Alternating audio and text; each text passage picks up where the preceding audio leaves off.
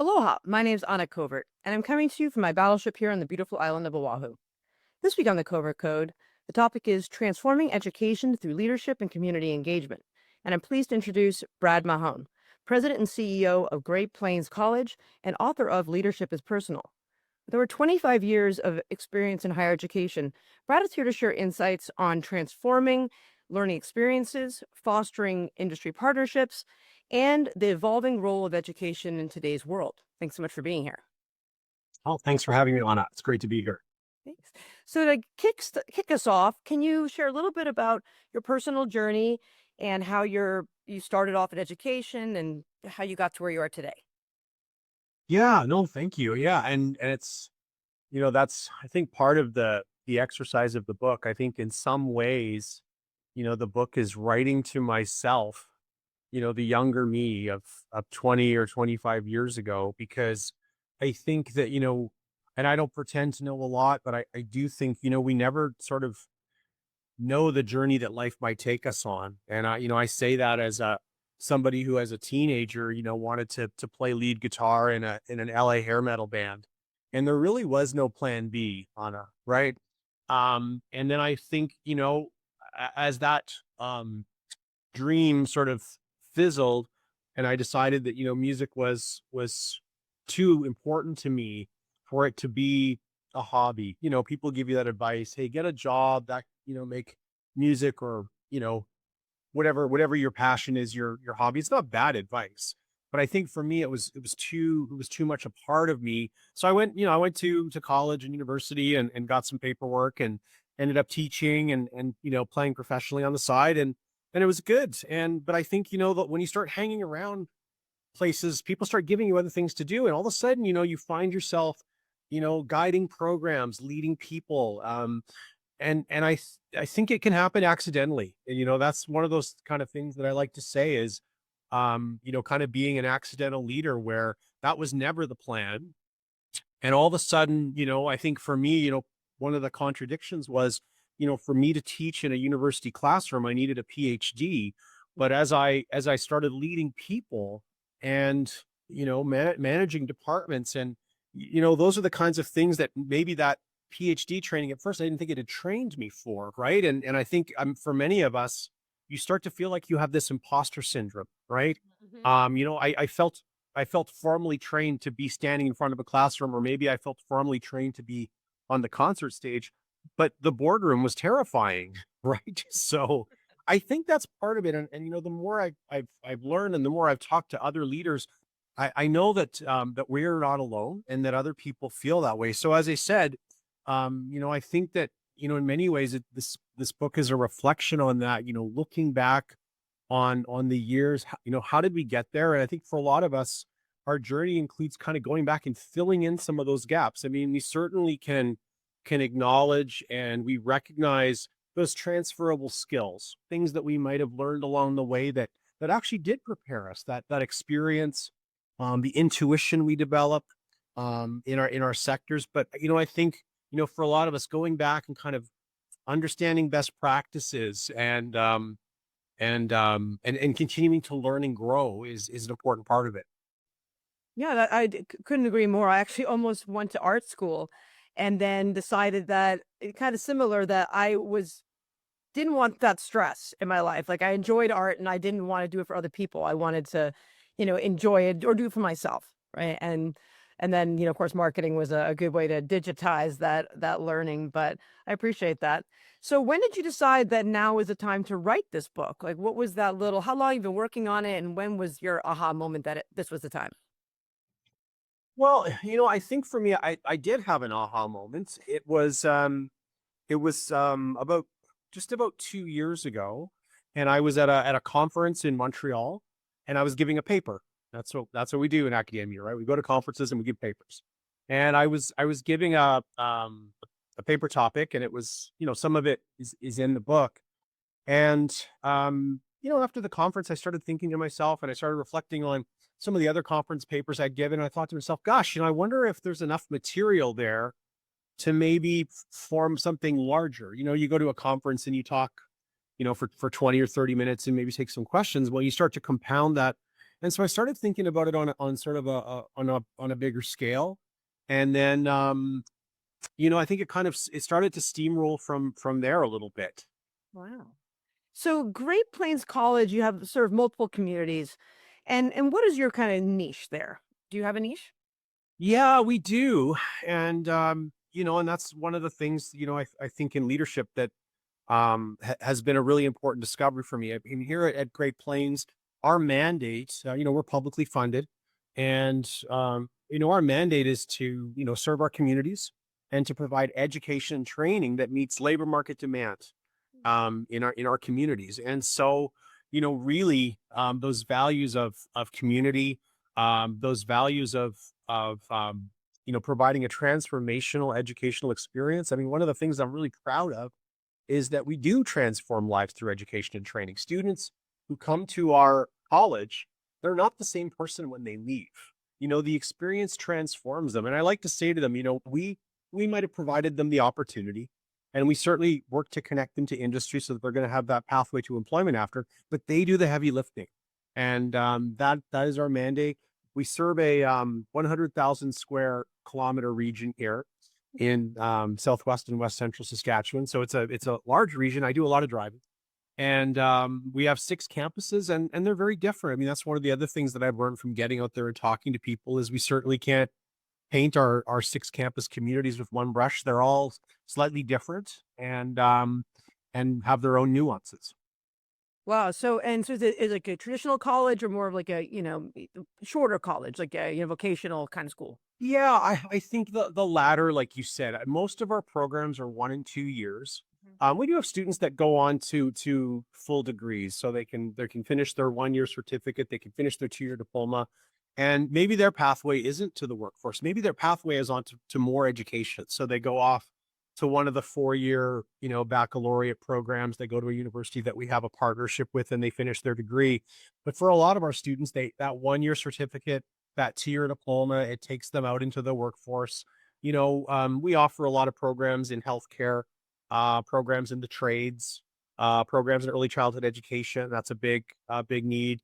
Some business programming as well too, hospitality. So, like you say, sort of more shorter term, I guess, compared to, those longer 4 or 5 year programs.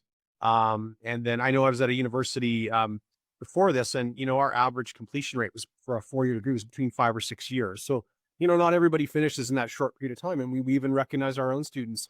They're working. Some of them are working part times or even more, and sometimes it's tricky to complete that certificate or diploma or degree in the period of time that is kind of expected. I think originally. Yeah, and I think that, I mean, the role of education just in general, I mean, is it really sustainable to have a 4-year education in the world we live in today with the costs, there's so expensive and then students are coming out with all this debt, at least here in America they are.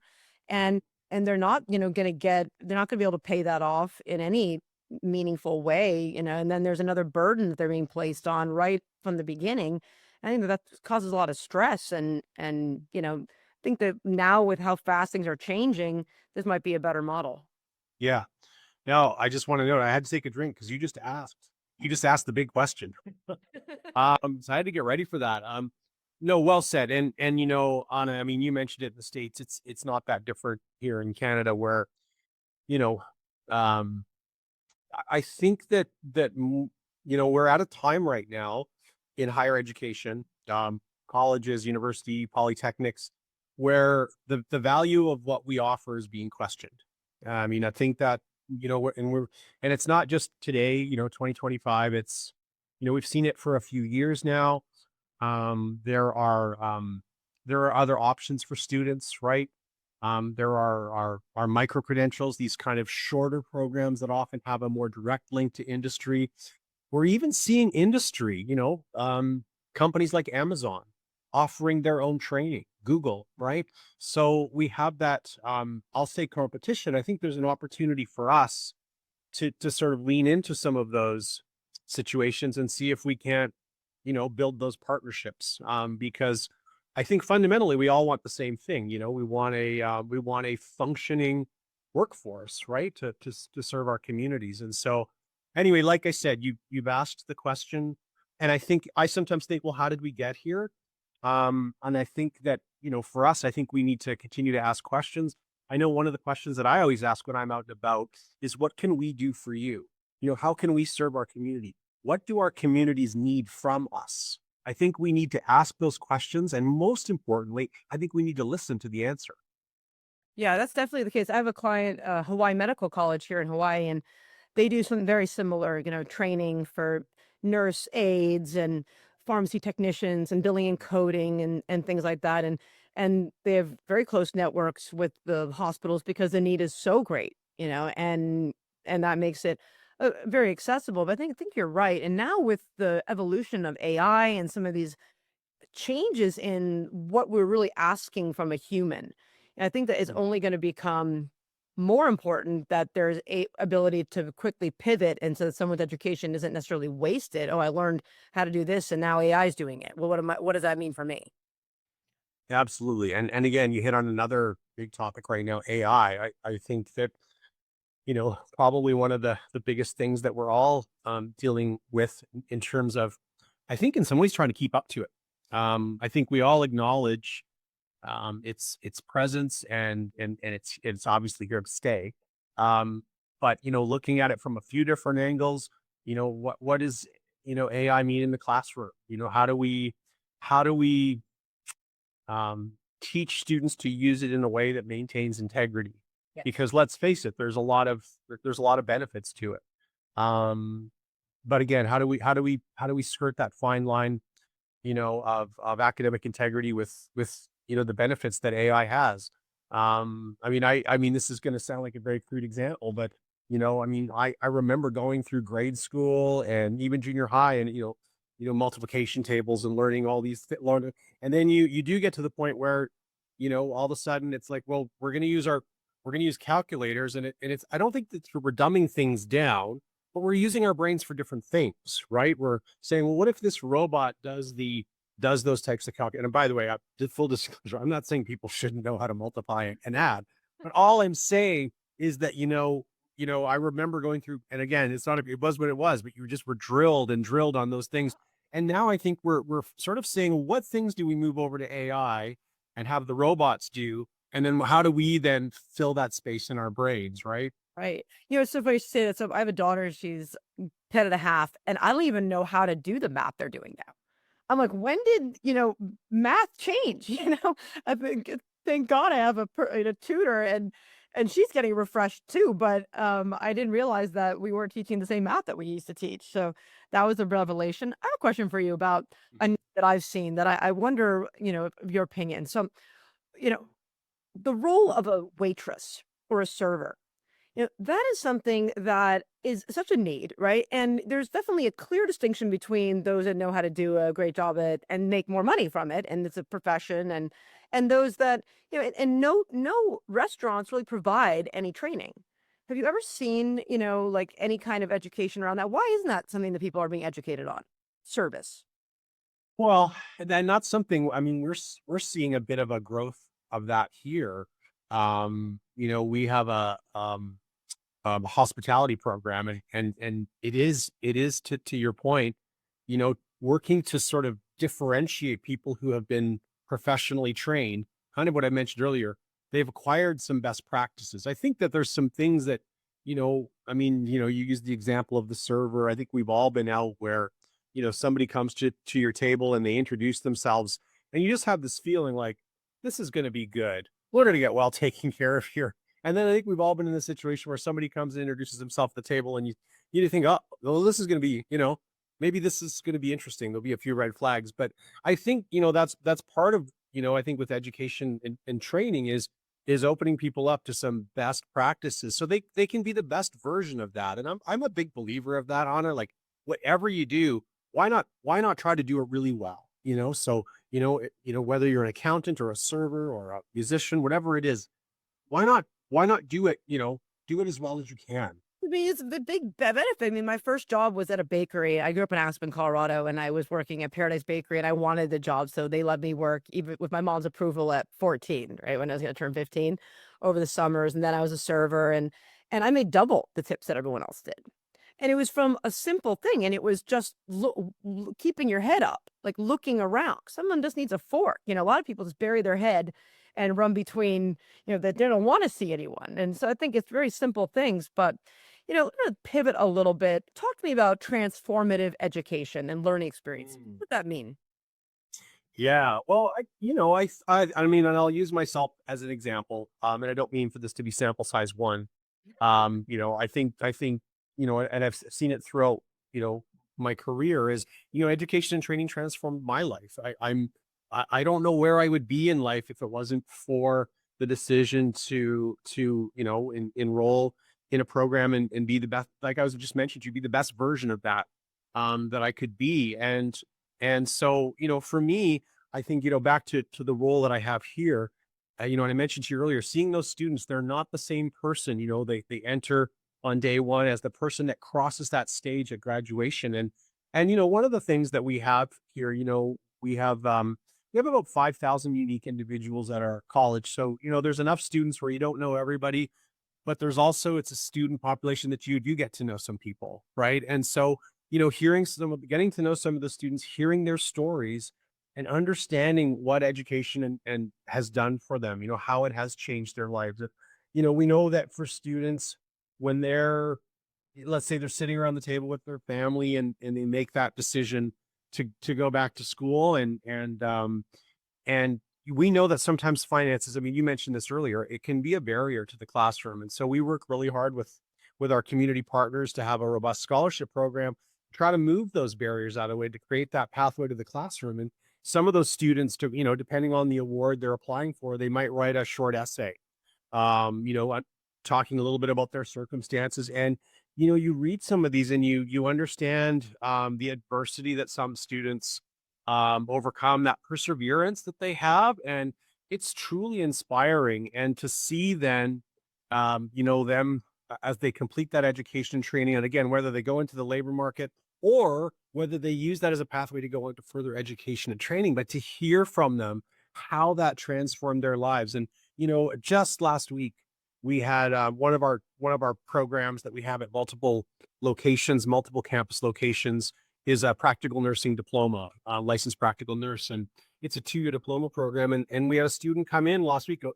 former student and alum.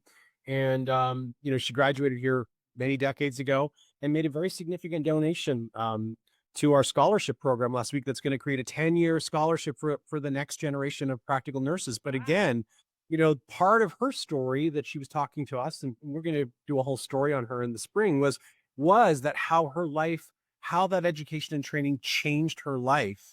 And so I think it's something, and I'm kind of just giving you some anecdotal stories, but we just see it over and over and over again. And then when you look at the bigger picture, what those students, I mean, we have data that shows that students that train local are more likely to stay local after, especially when we connect them to local businesses and give them practicum opportunities. And, sort of then to see how those students then, how that compounds and they transform the communities where they live. It's pretty inspiring. Wow. So, and what's your break between online education and in person? Yeah, great question. Because, online education is, it's a thing, right? And I remember, Especially if you're working at the same time, oh, the absolutely, yeah. absolutely. I was at a university before I was here at the college where we had a significant number of online programs. And it was kind of this palpable feeling I had as sort of the online programs are growing. And I thought maybe I'd try to get through the podcast without mentioning COVID, but that was a thing. And I remember even online programming, when we were bumped up into COVID there, and we had this online programming that seemed to work well with a lot of folks there who were at home. But it was really palpable to me that the competition that we had when I was at that university weren't just from the other colleges and universities within that city. It was actually national. I mean, and so I remember when I was looking at our enrollment lists and seeing students. I mean, obviously we had a lot of students from the province because they knew our brand. But also looking, we literally had students from coast to coast, and we had some students from the United States as well too, because they had that online piece and it was accessible for them, right? Back to your question about what we're doing here at the college. I liked the word you said earlier was kind of vocational programming, that hands-on, right? And so whether it's our practical nursing program, which is very applied, or our trades programs, a lot of those programs are very, they often work best in a in-person environment. And so we don't have a lot of online programs. The other thing that I would say too is now in, let's look post-COVID, online programming. I mean, that was one of those things when I look back at the pandemic, I think this is going to sound strange. What were the good things about the pandemic? I know that sounds a little, but I think it was, Whereas I hear you, there were good things about the pandemic. and I think one of them was this, like I remember a really great example, faculty member who, we had a lot of online programs already, but we were going into so we said, we're going to do more online programming. And I had some faculty who said, I've been teaching for 20 years. I've never taught online. I don't like it. I don't. And we worked with them to get them comfortable, to get them in front of that screen. You fast forward 2 years later, and they said, you know what? I think I want to keep doing that. I mean, they welcomed going back to the classroom, and they welcomed that interaction. But they said, you know what? I'll keep teaching one online course every semester because you know what? That was okay. And for some of them, it was the vulnerability of coming forward and saying, gosh, like here I've been teaching for 20 years and teaching that online course. It was like my first day again. It was their first day in the classroom again. They learned And yeah, absolutely. And so anyway, I think that the one point I was going to make too is I think that there are schools out there that have really embraced and invested in online learning, and they do it really well. There are some schools out there that really they almost, you can say, they specialize in online learning. I think they do it really, really well. And I think that, and just back to our own situation, I think if we have students that say to us, you know what, we're really looking for an online experience, I think we direct them to that, because I think one of the things that we want to do is we want to do what's best for the student. And I think sometimes if you have to say to a student, the best thing for you is to go somewhere else, I think we've done the right thing for them. Some of the students that we've got, again, they're going to thrive in that applied online, in-person environment here in our classrooms. Yeah.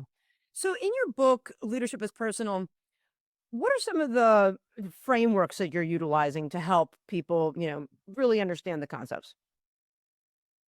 Well, I think there's sort of three bigger buckets, large buckets for me. And I think that, some of it, again, as I mentioned to you right off the bat, looking back on some runway behind me and looking for, again, while situations are somewhat unique, there's also some commonalities. And, one of the things that I've, really reflected on, I mean, one thing we hear about sometimes is you hear, oh, it's just business. Business is business, right? And I think we understand, but I think for me, leadership is different. I think for me, it's about seeing the humanity in people. And I think, you know, um, working, I think back to my three buckets, one of them is really how do you foster a thriving internal culture, a culture where employees feel valued. They really feel valued. They feel that the organization cares about them, and they're proud of their organization, right? They're proud, and I think that it comes from a lot of things. I know sometimes we see in our modern workplace we might see kind of stand up desks and all kinds of cool things in the staff room, and those are important too because they can often make employees happy. But again, I think it's the bigger part of your employees seeing how invested you are in their communities. And so when you're out there in the community supporting events and connecting with businesses, that your employees are proud to say, yeah, that's my company. I work there. And I think relatedly, the other bucket of the second bucket is how do you build that ferocious support within your community where, you look out the window and you see someone walking down the street and maybe they never came to your in our case, the college or the university, but they value having you in their community. They see the impact that they have. They see the contribution you're making.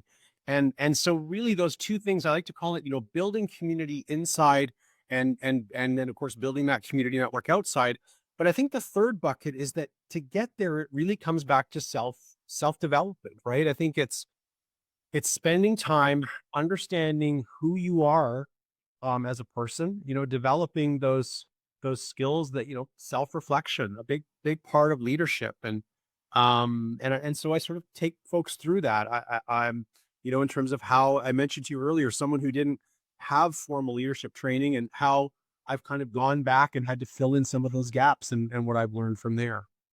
It's really interesting. I was watching this podcast this morning from Lewis Howes, who I love, and it was about frequency and words and communication, and how everything you say has a frequency, right? The words do, and how leadership often they kind of miss the mark in terms of what is appropriate communication for their employee, versus coming back home, right?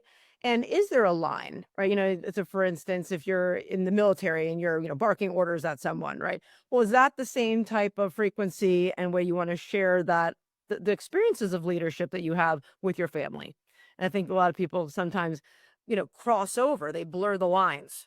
Do you have any thoughts on that?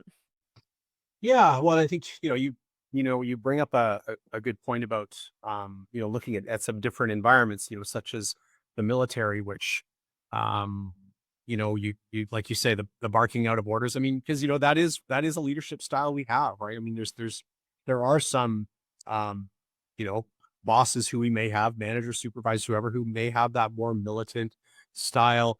They value hierarchy, orders are not to be questioned, those kinds of things, right? And I guess it maybe depend. I guess it's a question to ask leaders of what kind of culture do you want to build and cultivate. I mean, certainly back to the military. I mean, there's also a safety. Arms are flying, then The arms are flying, right? It's not the time to say yeah to.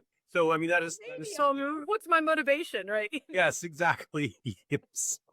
So I think that there's certainly some examples that are worth unpacking there. I think for a lot of us who are maybe not in those extreme roles, but in some ways where we do have circumstances that are high stakes. I mean, for a lot of us, business success is I don't think it's dramatic. It can be life and death from a different perspective, right? Life and death of a company, as well too. I mean, the bottom line matters, and that's why I was saying, even though the title of the book is "Leadership is Personal," I certainly didn't want people to think it was kind of a hold hands and kumbaya kind of thing, because I do certainly recognize it, and I'm in that situation myself where there is a bottom line. I mean, I've had a lot of experience, running arts organizations and in post secondary. But as I like to say, I mean, it's still a multi-million dollar business. And sometimes there is that number. I've been at places where there's that number, that target that you need to hit every year, and if you don't make it, it's quite uncomfortable, right? To say the least. And I think that I like the title because it makes me think of a lot of different things, the kind of like back to what I was saying, like that, if you're a good leader, you should be able to kind of separate some if you're having a bad time at home, or, your wife's divorcing you, or whatever's happening, that you don't bring that into the business, right? And treat others that way. But at the same time, it can go another way. And, here you are, we all know, being business leaders, that there's a lot of people that rely on us every day, right? And it can be very challenging and heartbreaking when you have to let someone go, or you have to, you have to tell them that there's a pay cut, or it's not a good fit. And, and being able to realize that there is that bottom line, and while it's personal for them and it's going to be personal for you, it still has to be business.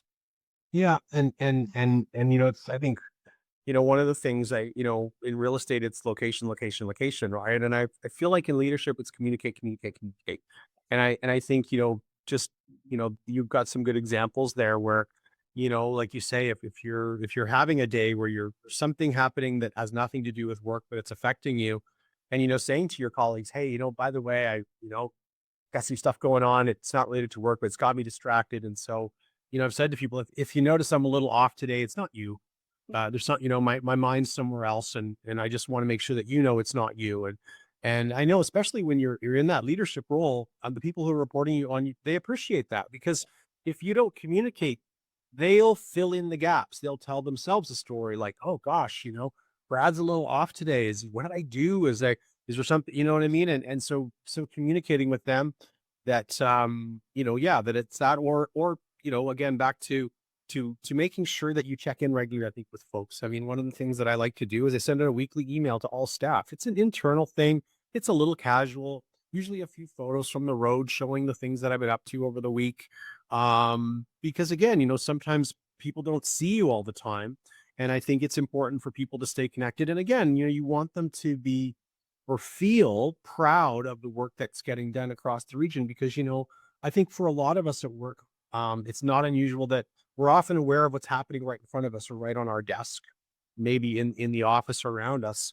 And I think it's reminding folks that they're part of something, bigger, and that can be really exciting too, right? That their contributions, while they matter in the immediacy of the area that they're working in, they're also having a bigger impact too. And hopefully they celebrate that. And I think that's also part of how we bring it to folks is what tone do we use or what perspective do we give them? Like, here's the work that here's the work that you're part of. Let's celebrate that and thank you.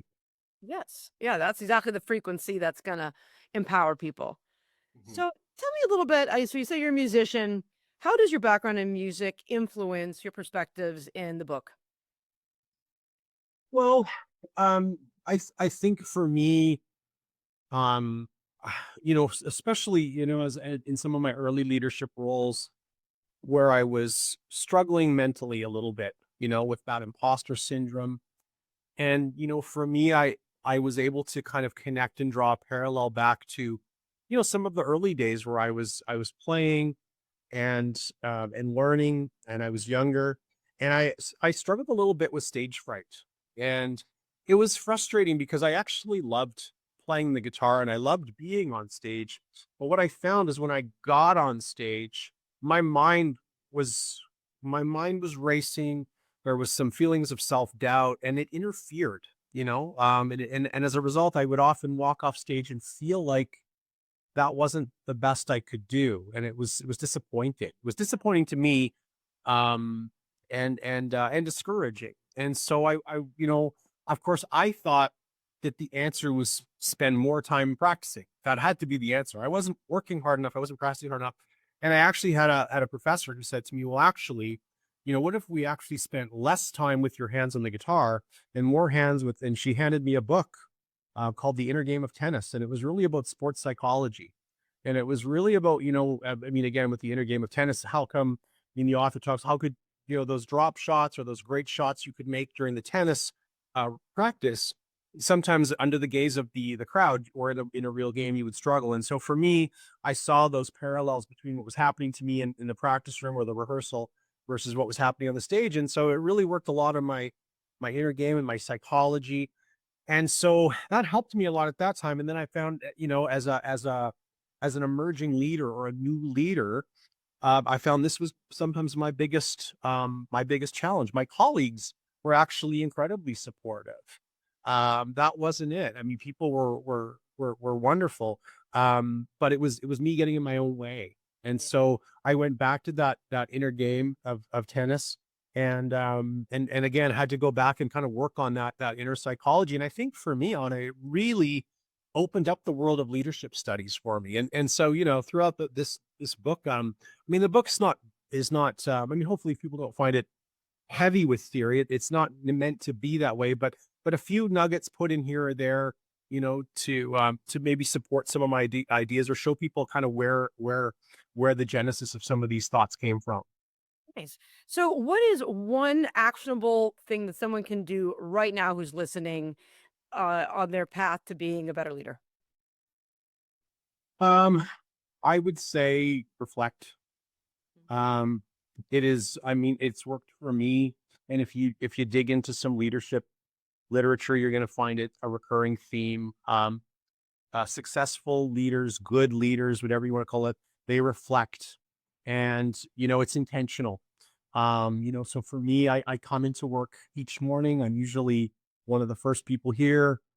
Custodians are here. I've always done it, maybe security guards, those kinds of things, but usually I'm one of the, and again, it's not, it's because the place is quiet, and I can sit, sometimes literally in the dark and sip a cup of coffee and just think a little bit. Think about the interactions I had the day before, and what can I learn from those things? And was there anything that I might have done differently, and or why did I respond the way I did. And then I might as well look at the day ahead of me. Is there anything in the day ahead, any prickly conversations, anything I should be prepared for? So it's really thinking those kinds of things through. And I would really encourage folks to do that. I have I have a journal. I jot down Just some. wanted to ask if you were a journaler. I am a journaler, and I don't, I wouldn't say I go on and on and write things, but I've read a few things back, to myself. I call them light bulb moments. If I have a few light bulb moments, I'll write those down. And so I would really encourage people to do that. I mean, you'll learn a lot about yourself.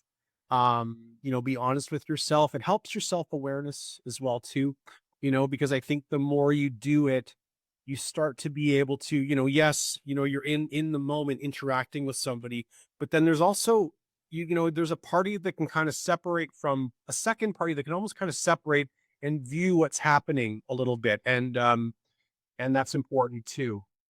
Absolutely. I'm not sure if you ever read The Miracle Morning, the book. But No, I haven't. oh, it's I'm gonna write it. I'm it's gonna write it down in my journal. absolutely, it's wonderful, and I've always been, well, not always, but in the last couple of years, I've been also been a morning person. I'll get up at 4 and similar. I like to be watch the sunrise and drink coffee, but I'll exercise. I have a home gym and do affirmations and read and things like that. And then I read The Miracle Morning, and he recommended also journaling and meditation. So I've started doing, I'm dyslexic. That's so that my early education was a lot different than others as well, because people, I couldn't read out loud really, and things like that. So it's interesting how, the different tools we had available then, now and then. But so I speak to my app. I can type really fast, but if I have to write it down, then there's spelling errors, and it's torturous for me who types really fast. But I can speak to the app. And then he recommended in the book that every year you go back on New Year's and reread your journal entries. And Okay. it was transformative. I got to tell you, like I didn't even read the whole year, but just reading what I had written when I started journaling, I was a totally different person. Not a totally different person, but I had evolved so much since then. And so I think that it is a really good exercise, and doesn't have to be long or anything. I think people think, oh, it's too much work, but if you just speak to the app or whatnot, and then recently I've started meditating and found that to be so much more valuable than I ever realized. Yeah. Well, and I think, one of the things is I think that leadership journey, it's within, it has to be within us, right? There's a part of it where, we need to continue to look inside and, like you say, you know, and I'm a morning person too. I mean, for some people, maybe it's an end of the day thing, whatever. I think, I just would encourage people find that time. And for many of us, we're really busy, right? I mean, you and I back and forth, even connecting to find time today, right? Like people are busy, but I find for myself, find that time, even if you have to schedule it and say, this is time where I'm going to sit and I'm going to be on my own and I'm going to think about those things and learn about myself, understand my values, find what is my leadership voice? What is my vision? Those types of things. Absolutely. Well, I guess my last question for you is looking ahead, what excites you most about the future of education, and what's next for you? Do you have a plan for another book or public speaking? Do you have any kind of, where do you see yourself in the next 5 years? Those are good questions. I think I'll start with your first one. Where do I see education going? Well, we talked about this a little bit earlier. I think that we're at a time right now where we are being challenged a little bit. Like you said, people are questioning the cost because we know that students are coming out with debt. And I mean, even though that's not unusual, we need to be able to say to them, okay, if there is a cost to it, but look at the value that it's providing. But I think we're being challenged on that, and I think that we need to, as I say, sort of meet in the middle and you know do a better job of reminding people of what our value proposition is. And I think maybe that does involve working with industry, to so that we're seen as not it's either you go to school or you go into the workforce. That how can we work together, right? Again, for cultivating a workforce that's best for our communities. I think for me, well, I mean, here we are talking today this is the birthday. The book got released today. So I think that, I'm curious to see what folks think. I will say it's well, exactly, when you're inside of it. I think you do lose objectivity at some point, right? And so I'm curious to see what the reaction is from the public and if people find it helpful. And yeah, I mean, certainly, looking at some of the content and saying and looking at ways to rework it for some workshops and some speaking and those types of things too. So I'm excited. I'm excited to see what happens over the coming months and years. Well, and for everyone who's listening, since this won't air today, it is February 18th, 2025. So congratulations on the launch of your book. Thank you. The big deal. I remember when I first got my copies before my launch, and I just like hugged one and I just like rested it on my chest, and I was like, oh, it's like birthing a child. Yeah, I felt well, I was gonna say I feel the same way, but I don't know that I have kids, but you know, no, I know it's surreal. I will say that. And so, as I said, I really do. I mean, I offer it to the world with humility, and I hope that it helps some folks out, and maybe people can gain some insight from my lessons learned. Wonderful. Are you gonna have a party? Are you doing any kind of launch party or anything to celebrate? Um, you know, I had not planned to.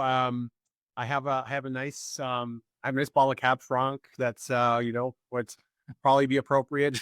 But no, I think just probably just something quiet. I mean, I'm really fortunate. I've got friends and family that even today with it being launched, I've been overwhelmed with text messages and messages because I put it out on some social media channels. And so yeah, I think I might just spend some time tonight just reading through those messages with a smile on my face and just some real gratitude.